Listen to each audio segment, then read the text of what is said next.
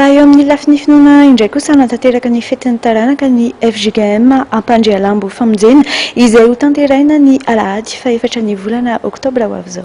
Efa vita ny fiomanana rehetra eny amin'ny FJKM Ampandrialambo Famonjena amin'ny fandraisana ny fetin'ny taranaka izay ataony 4 oktobra ho avy zao. Eo ny fanompoam-pivavahana izany fa eo ihany koa ny fitaovana samihafa ilaina mandritra ny fotoana. Misy raha toy ny fiara iombonana izay efa noman'ny fiangonana saingy ilaina ny misoratra anarany mialoha mba andaminana ny isan'ny fiara ilaina.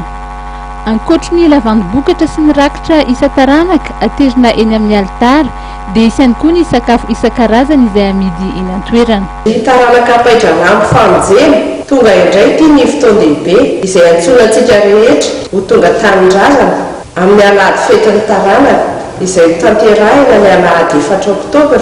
Ny tanjona ho tratrarina amin'izany dia 4 tapitrisa ariary. Toy izao ny fandaharam-potoana amin'izany. Amin'ny 7 ora sasany no manomboka ny fotoam-pivavahana.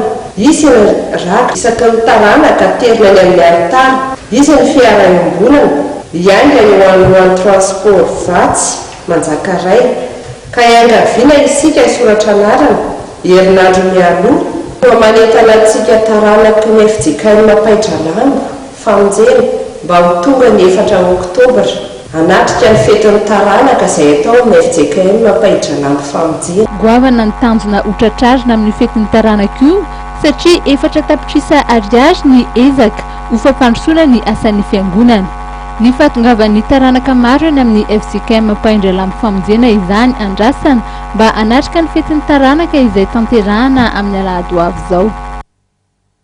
Iny lafim-baovao iny ihany koa no entiko manakatona indray ny fampalalam-baovao antsika tamin'ity alina ity isaraka ianareo rehetra tany atokantrano na hatrika hatramin'ny farany ary mbola manome fotoana antsika rehetra raha ampitso ato anatin'ny fampalalam-baovao indray ny tenako.